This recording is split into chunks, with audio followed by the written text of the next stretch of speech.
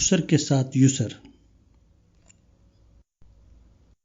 ایک بار کا واقعہ ہے، میں مسلمانوں کے ایک اجتماع میں شریک ہوا۔ یہ اجتماع شہر کے ایک شاندار ہال میں کیا گیا تھا۔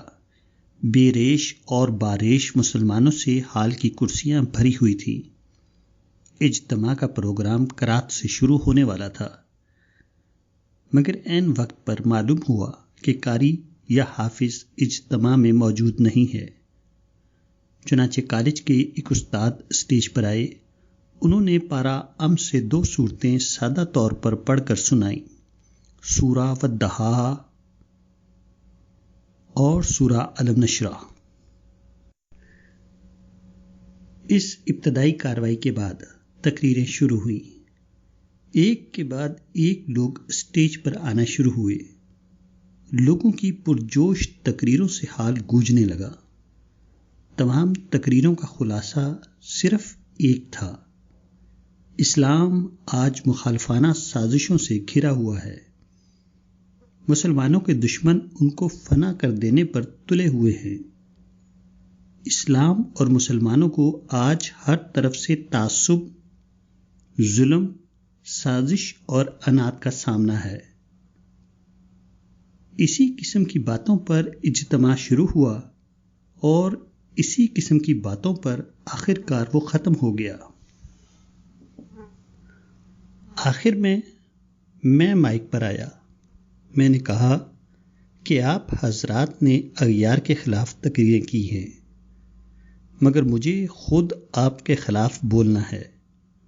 آپ کو دوسروں سے شکایت ہے، مجھے خود آپ سے شکایت ہے۔ آپ نے اپنا یہ اجتماع اگرچہ قرآن کی تلاوت سے شروع کیا، مگر یہ تلاوت محض رسمی تھی، بلکہ وہ قرآن کی نفی کے ہم معنی تھی۔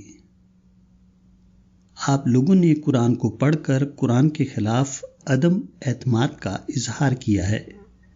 آپ نے اپنے اجتماع کے آغاز میں سورہ الم نشرح کی تلاوت کی۔ اس سورہ میں اللہ تعالیٰ نے تکرار کے ساتھ اعلان کیا ہے کہ مشکل کے ساتھ ہمیشہ آسانی ہوتی ہے۔ فَإِنَّ مَعَ الْعُسْرِ يُسْرًا، إِنَّ مَعَ الْعُسْرِ يُسْرًا۔ قرآن کی اس آیت کے مطابق لازماً ایسا ہونا چاہیے کہ موجودہ حالات میں اگر کچھ باتیں ہمارے خلاف ہوں تو اسی کے ساتھ کچھ باتیں ہمارے موافق بھی ہوں۔ قرآن کے لفظوں میں عسر کے ساتھ یسر بھی ہو، مگر آپ سب لوگوں نے صرف غیر موافق باتوں کا اعلان کیا۔ آپ میں سے کسی نے موافق باتوں کا انکشاف نہیں کیا۔ اس طرح آپ نے قرآن کے ایک جز کا تو خوب ذکر کیا، مگر قرآن کے دوسرے جز کو آپ نے یکسر حذف کر دیا۔ یہودی یا اور کوئی فرقہ اگر قرآن کا ایسا نسخہ چھاپے جس میں قرآن کی ایک آیت کو نکال دیا گیا ہو تو ساری دنیا کے مسلمان اس کے خلاف احتجاج کرنے کے لیے سرگرم ہو جائیں گے، مگر خود مسلمان عملاً یہی کام کر رہے ہیں۔ آج ہر جگہ کے مسلمانوں کا یہ حال ہے کہ وہ عسر کے واقعات کا خوب چرچا کرتے ہیں، مگر وہ یسر کے پہلوؤں کا کوئی ذکر نہیں کرتے۔ دوسرے لوگ اگر قرآن میں کمی بیشی کریں تو مسلمان اس کو برداشت کرنے کے لیے تیار نہیں ہیں، مگر خود مسلمان یہی کام زیادہ بڑے پیمانے پر کر رہے ہیں، تو اس کا غلط ہونا کسی کو دکھائی نہیں دیتا۔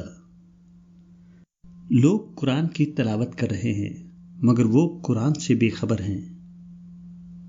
لوگ اپنے جلسوں کا آغاز قرآن سے کرتے ہیں، مگر وہ صرف رسمی تبرک کے لیے ہوتا ہے، نہ کہ اس سے رہنمائی لینے کے لیے۔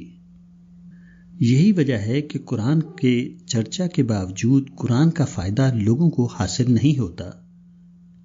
قرآن بلا شبہ قوموں کو اٹھانے والی کتاب ہے، مگر قرآن کا یہ معجزہ اس قوم کے حق میں ظاہر ہوتا ہے جو قرآن کو اپنا رہنما بنائے، نہ کہ ان لوگوں کے لیے جو قرآن کے الفاظ خوش الحانی کے ساتھ دہرائیں اور اس کے بعد اس کو بند کر کے طاق پر رکھ دیں۔